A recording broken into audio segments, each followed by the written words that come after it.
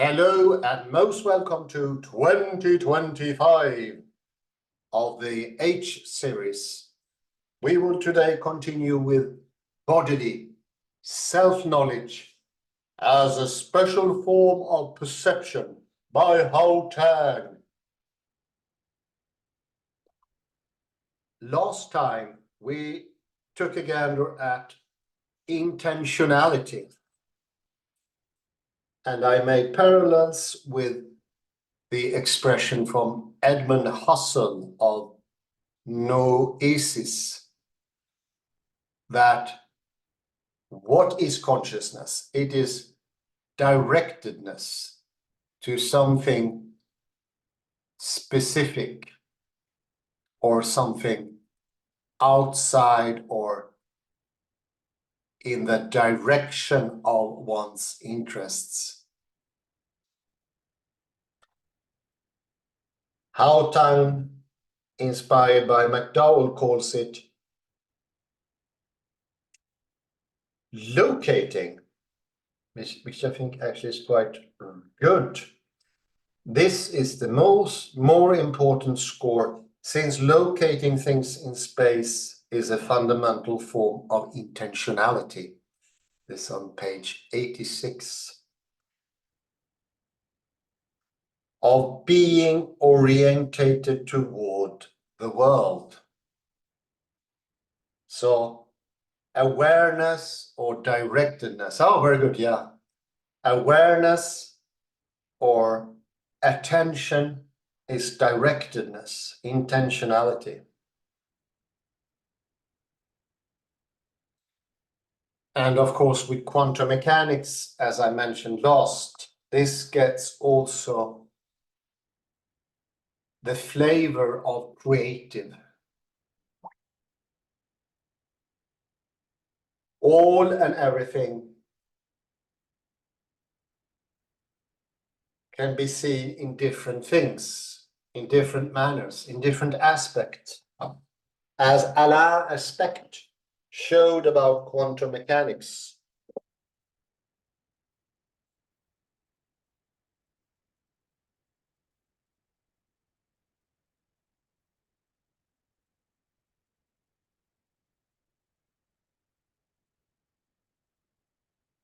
There are all different aspects. See it this way. Think about the universe or nature or what is out there as an ambigram, like the duck rabbit. But the duck rabbit in this case is more like a kaleidoscope. It is not only limited to two different viewpoints. The aspects are unlimited. There is no limitation.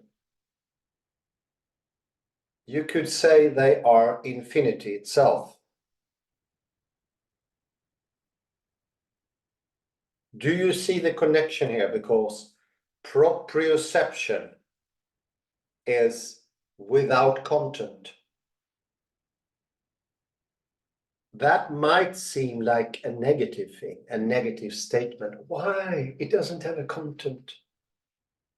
No, it is more in the area of positive, because that means that it can harbor all gazillion different aspects of reality. It is an opening up. And if you preemptively decide, because you said reality is either existence or non-existence, I think that's a rather good variety of an attitude, very common. You have preemptively, before the thing, a priori, limited yourself. And that means what comes out will be much less.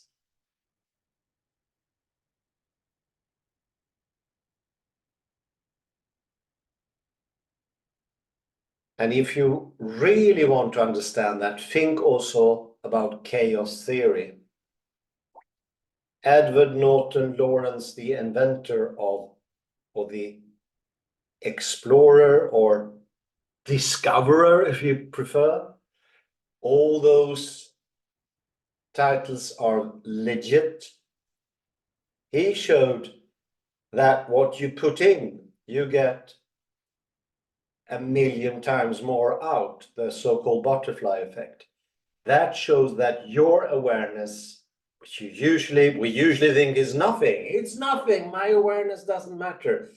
Well, it does, because all relations in the universe are nonlinear. That means a little thought, a little directedness. This is why I started with directedness. That will judge everything. And I think now it's easier to understand how incredibly important proprioception is. And it's very important that it is not limited from the beginning by being said to harbor existence or things.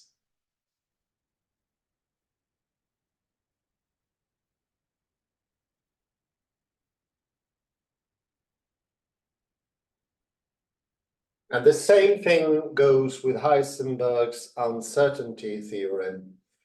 And it means that if you decide preemptively a priori where something is, you cannot reach into the momentum of a thing, of an electron. But if you are open, if you are in the superposition, then you can have everything also. The contentless is not a disadvantage, it is an incredible advantage.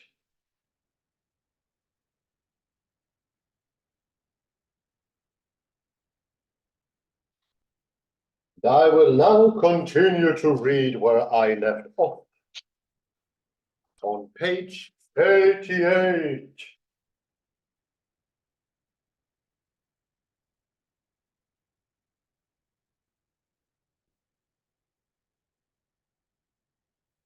And we have been going into the disanalogy. The disanalogy is being too firmly decisive what something is about before you come into it.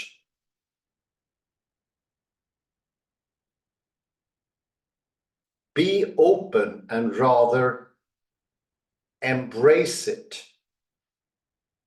Something you could call interpenetrative, reaching into.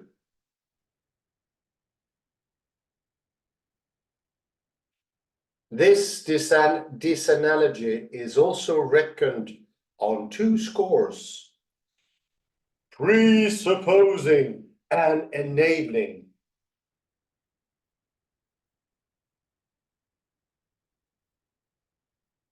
But McDowell does not spell out the visual side of the disanalogy because he does not specify a counterpart. A counterpart! A counterpart! On the side of vision to the spatially organized awareness of one's bodily self. Bodily self! Figuring on the proprioceptive side. The proprioceptive side. The proprioceptive side. Proprioceptive side.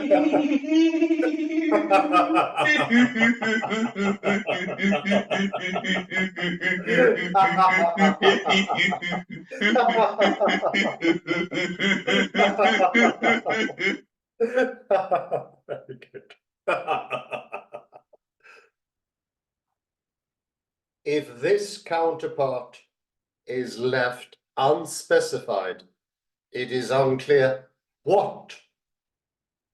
When one visually locates the proper quality instances, color instances, one's visual sensations are supposed to enable, but not presuppose.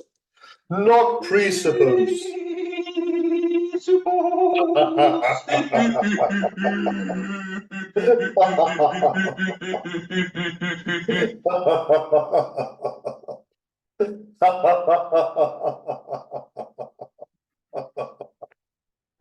Very good.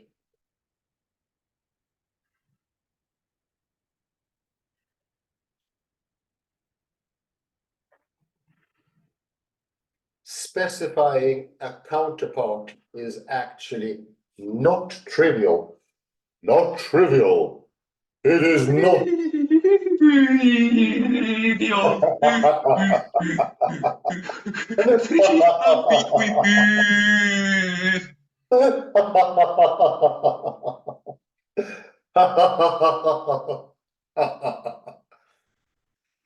Let us make an attempt, since this will show how McDowell's disanalogy fails. It fails. Oh no! Oh no.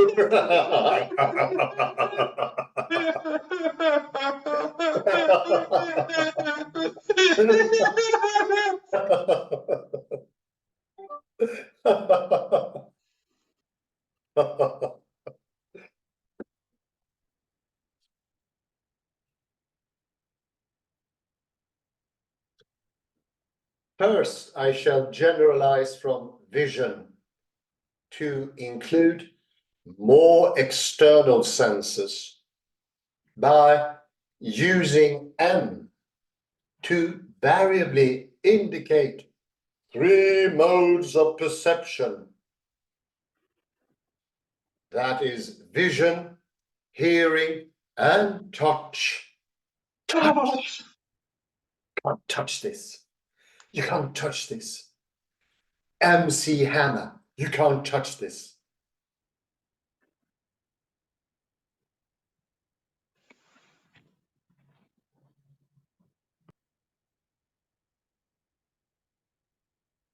The task is then to specify the counterpart on the side of M perception to spatially organized awareness of one's bodily self on the side of proprioception.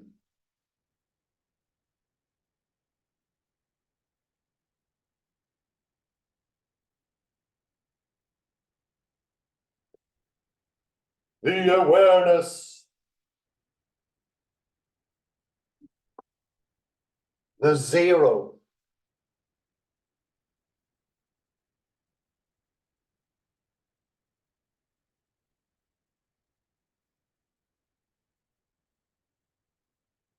complications abound here.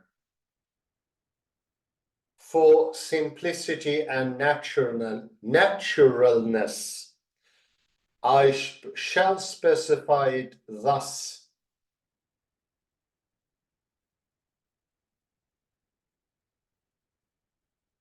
Spatially organized awareness are one's physical surroundings.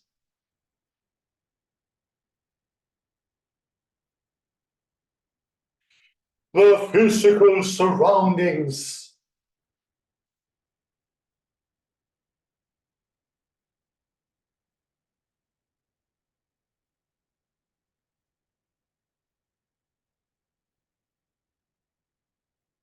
This is a natural specification because it is natural to regard McDowell's spatially organized awareness of one's bodily self,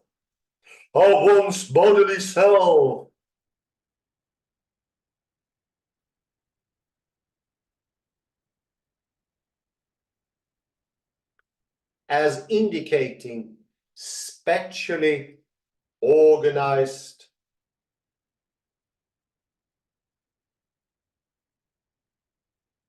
awareness of one's inner landscape. Of one's inner landscape.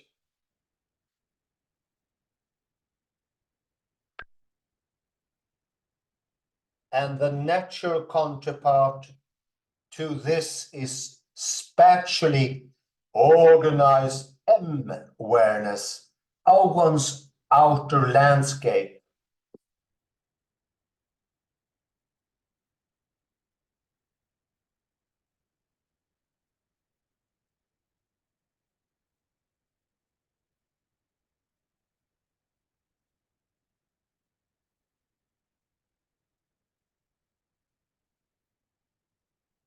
That is awareness of one's physical surroundings.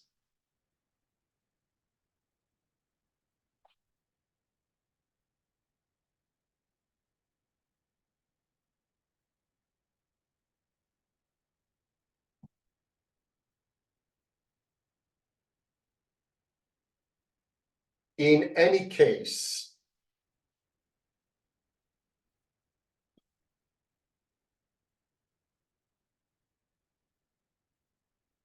in either case, inner or outer, the landscape functions as the background against which we locate quality instances in the foreground. In the foreground.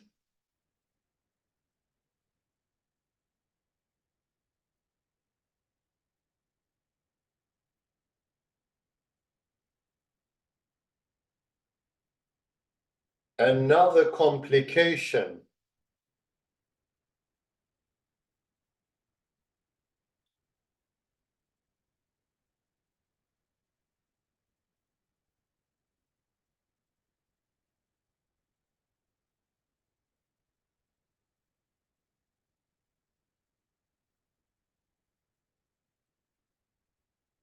spatially organized awareness of one's physical surroundings can vary greatly in scope.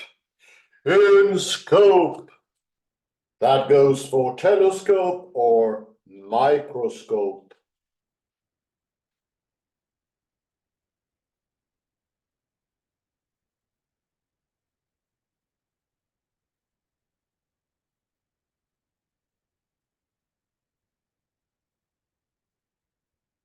For example, one might see much more just by turning one's head. One's head.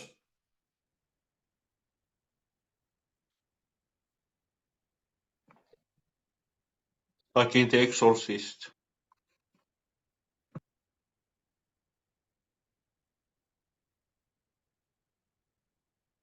Indeed, indeed.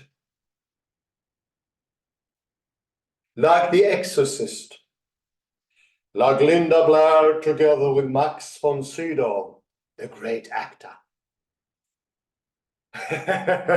We can incorporate this sort of variability by inserting part of into the specification, yielding spatially organized awareness are part of one's physical surroundings.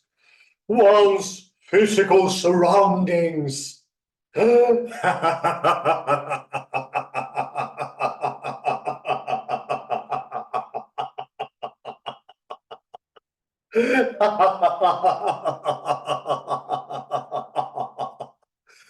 physical surroundings. Awareness. Nami, nami, nami. M&Ms. Beautiful candies. M&Ms. I love them. They come in all shapes and colors. Black, green, red, blue, yellow, green, and orange.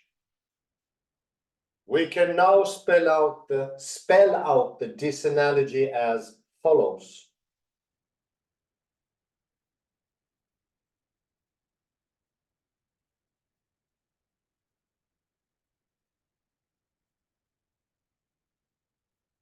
In locating quality instances proper to them, M sensations, unlike the dynamic sensations in proprioception, do not presuppose, but rather enable spatially organized M awareness of one's physical surroundings. One's physical surroundings.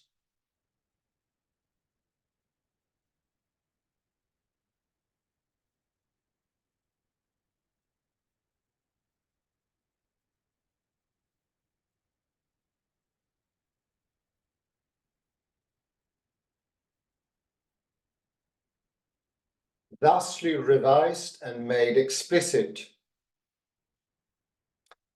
This disanalogy holds reasonably well for vision. For vision.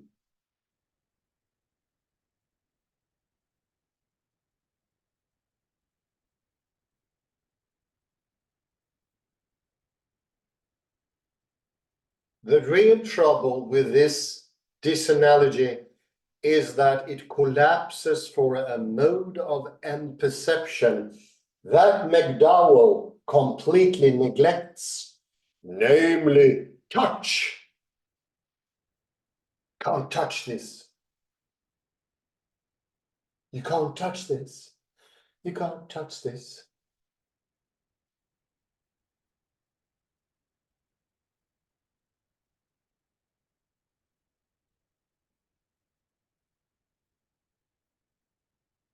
Touch is the most basic external sense, as Aristotle noted long ago.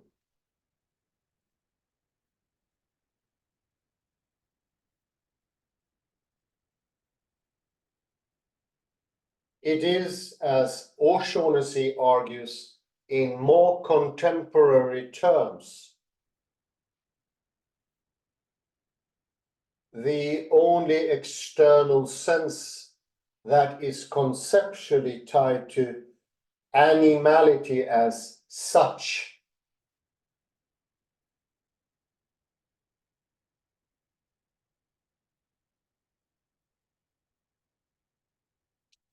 Animality as such. Animality as such. Wow, wow. Whoa. Meow. No.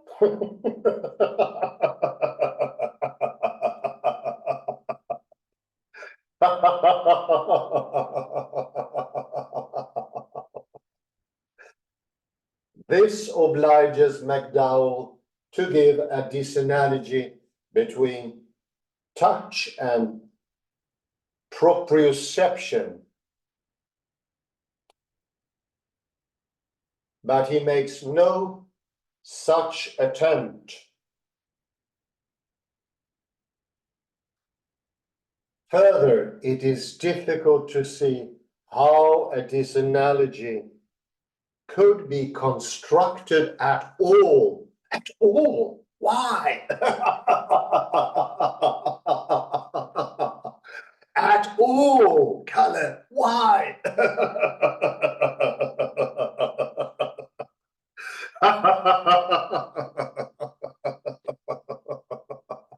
At all.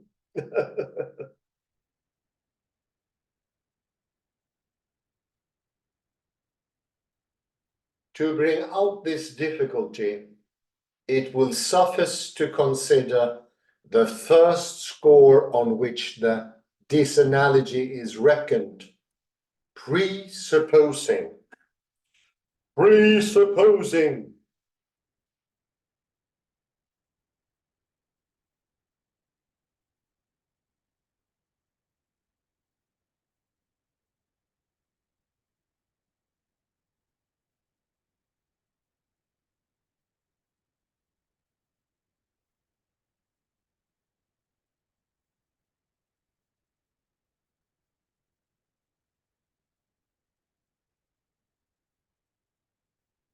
if there is a disanalogy here, textually locating quality instances should not presuppose,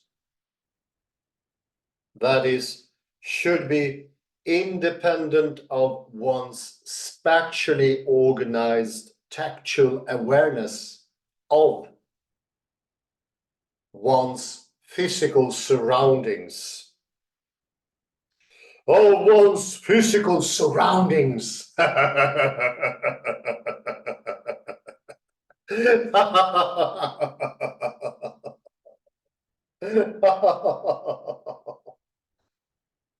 But such an independence can hardly exist. Hardly. Why? Why is it like that? Well, we know it can hardly exist, I'm afraid. That's nothing we can do. The only thing left to do is to accept.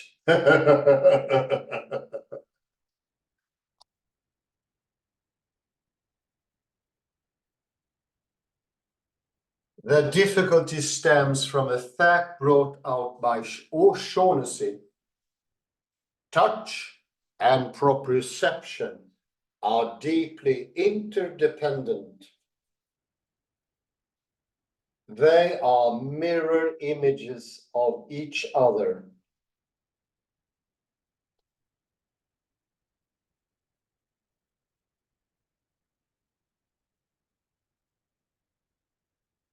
This means that proprioceptive awareness, that is, spatially organized awareness of one's bodily self and its tactual counterpart,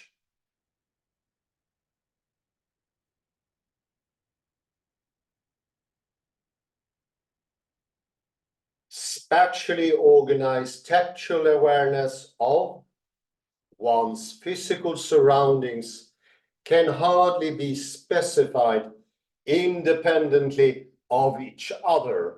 Of each other.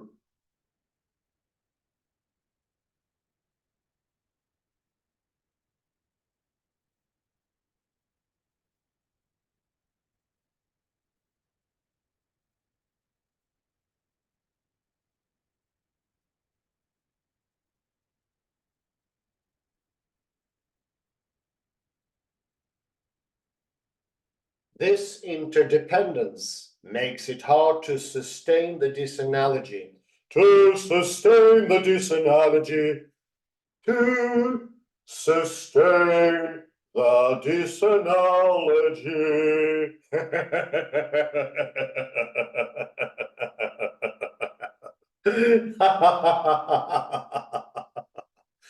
The disanalogy.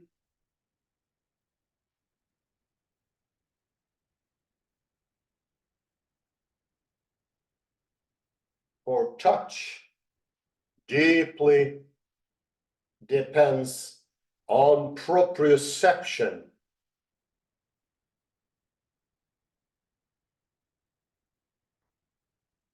That is, on spatially organized awareness of one's bodily self.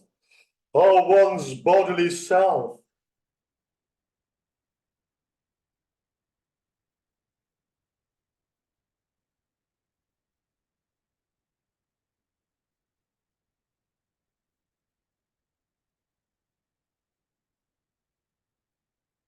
But since awareness cannot be specified independently of spatially organized tactual awareness of one's physical surroundings, this is the other half of the interdependence. The other half of the interdependence. That is, on spatially organized awareness of one's bodily self. Of one's bodily self.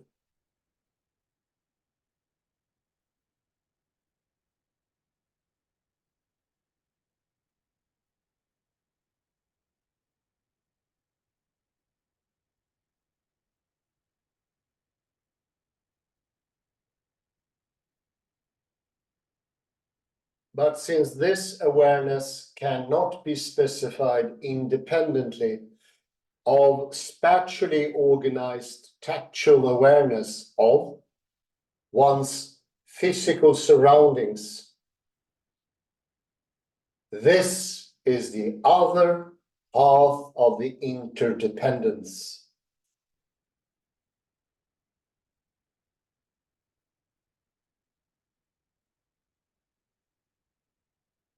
Touch must also depend on this latter awareness, that is, on the tactual counterpart.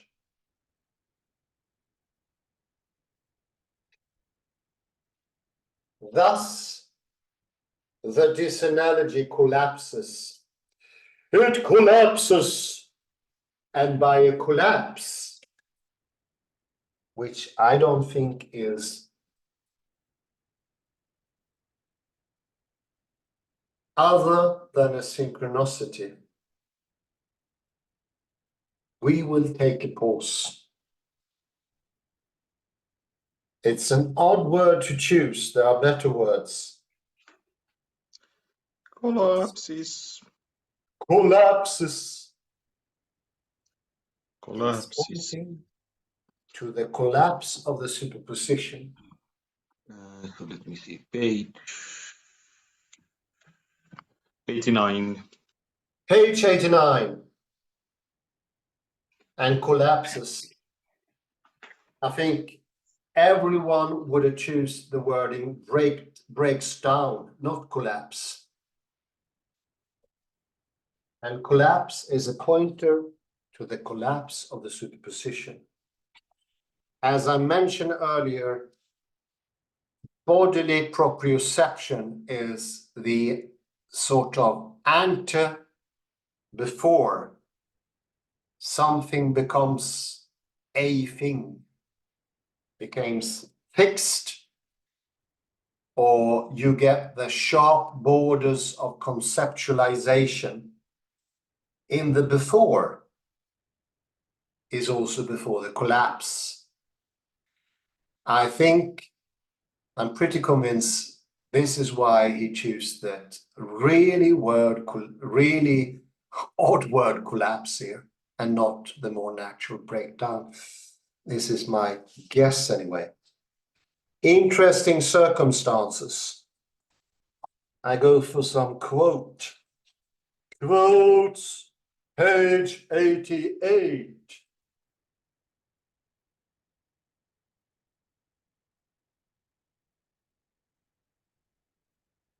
The first paragraph we read, which is paragraph number 3 on the page. Paragraph number 3.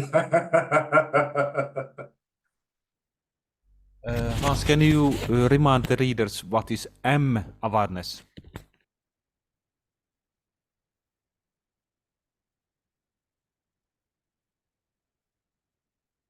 Well, M awareness is covering the 3 senses. Vision, hearing, and touch. And it could be either or all of them.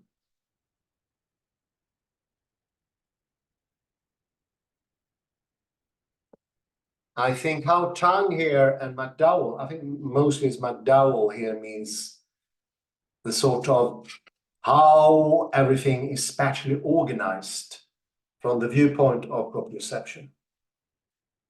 And M awareness is sort of secondary.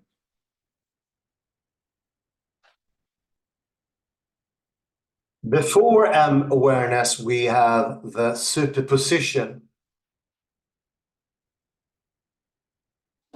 And see it this way, before it's unmolded, it's not definite, It's a bit close actually to David Bohm's implicit. It's not fixed, not conceptualized, it doesn't have border, and it matches quite nicely to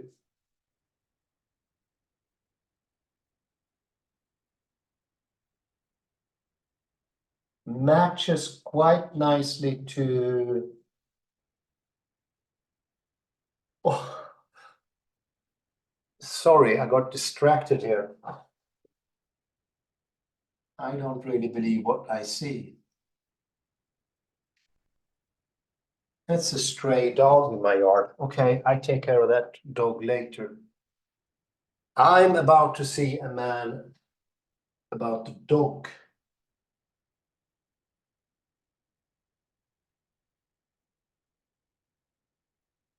Sorry there. This is actually a dog on the loose here. Bloody hell. Sorry about that. So that before everything is open, you are in the R mode. So that's the right hemisphere. In the right hemisphere, nothing is divided yet. And this is the way of understanding. McGilchrist, for instance, presses that it is a particular way or attitude. And it brings about understanding. Whereas when everything is fixed, that's grasping, that's the left hemisphere. There's these two sides are not drawn out to be negative. The one is no more negative than the other. They happen, they are normal and they are complementary. But we should know that is much more that can come into the contentless, the zero state, before the M awareness. And do also remember that in the before of the collapse, we can project, we can direct. I think one of you or a couple of you might remember that there are actually much more information going out to the system, to hearing, to vision, and to tactile sensations. You can see that as the preparation, the before, the scoping up. And now it is even easier to understand why proprioception is so important, even though it is contentless. It doesn't contain anything. It's the all importance of the zero state.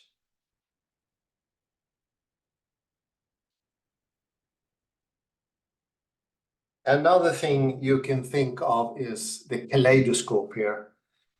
And the kaleidoscope is very close to any ambigram, for instance, the duck rabbit, but it has much more choices, 1 billion choices. So it's not only 2, there are 3, 4, 5, 6, 7, and infinity. Your way of understanding the outer reality reflects in the inner reality. They are interconnected.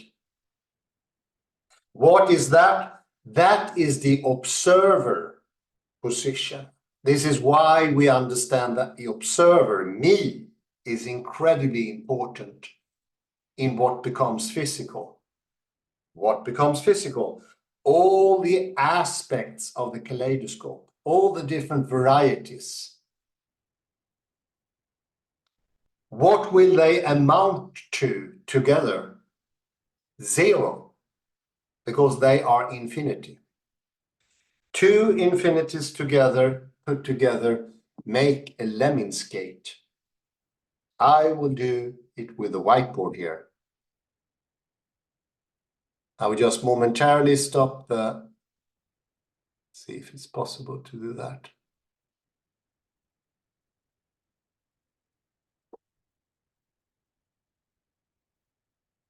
Let's see here.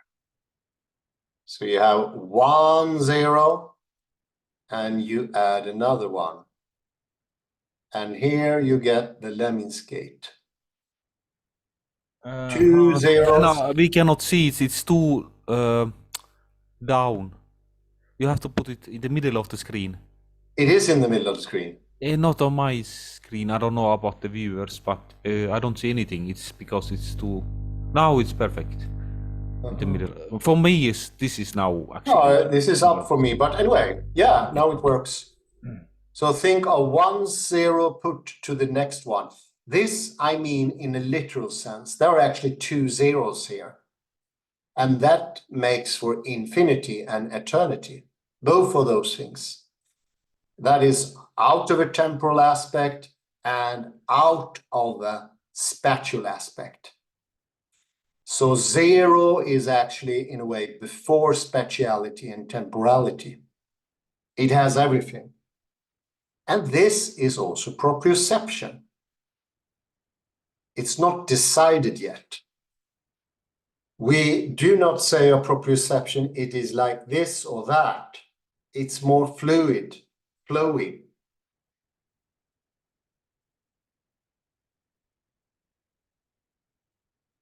Hopefully this is where I stop the whiteboard and we're back. You can do screen sharing again, please.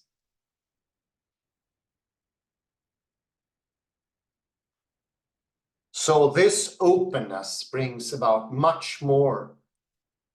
And all the aspect, speaking of Alain aspect, all of them, when you understand how many they are, you start realizing, oh my God, even if we give really little value to the subject, it will still have a very decisive effect. Even a thought, and I would say even an inkling of a thought, will change everything. It will lead to another aspect. And only when we get out of this everyday locomotion that Heidegger called das Man, we can come awake, we can be sort of awakened to that the world is actually organized or created by us. But as long as we are in the daily walk of life, we are busy, keeping us busy, we will not notice that. It will become first when we really think, we put our mind to it.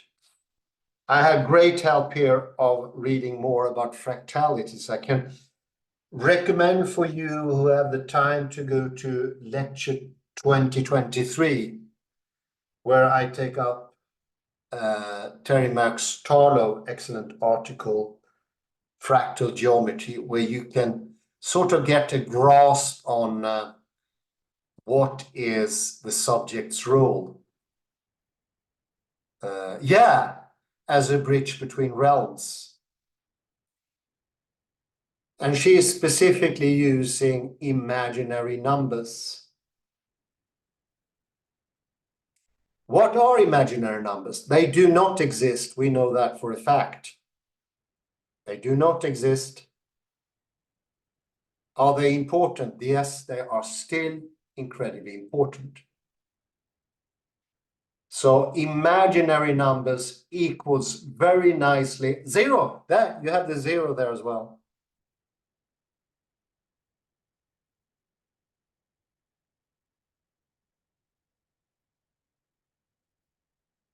Zero is a symbol form of nothing that also means something. So now you know why proprioception is contentless, but that means it contains everything.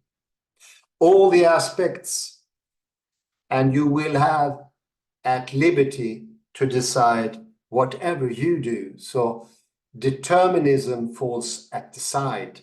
You become master of your own destiny. And isn't that great? Oh, he's catching on late here. Kalle, please come in. I like those lovely zeros there as well. Those fractal things. Absolutely. And she attacks the excluded middle, the law of the excluded middle. Yeah, exactly. Mm-hmm. It's more allowing, it's a more generous take on the Aristotelian exclusiveness. So you sort of allow both to exist at the same time, but you do not have to give up exclusiveness either. So it's allowing. Excuse me. It's not so easy with this.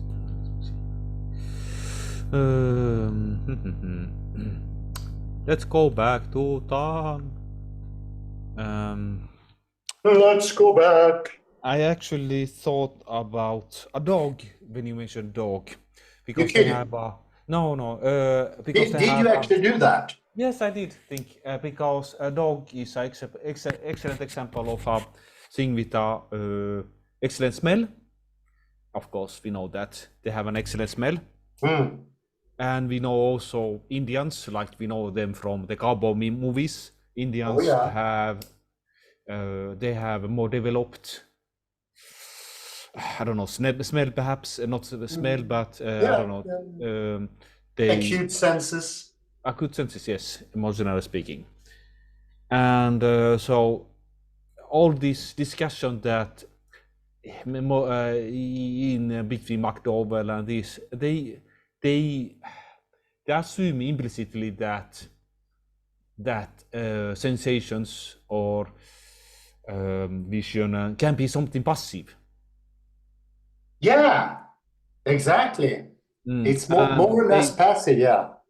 They don't know that, for instance, hearing, that it's more active than passive. Yeah, 3 times as much, at least. And I think actually it makes us zombies, more or less, to think that we are passive, that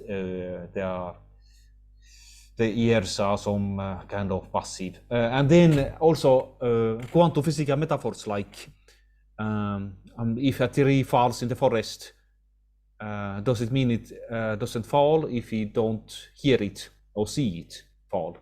Quantum physics says no, it doesn't fall. No.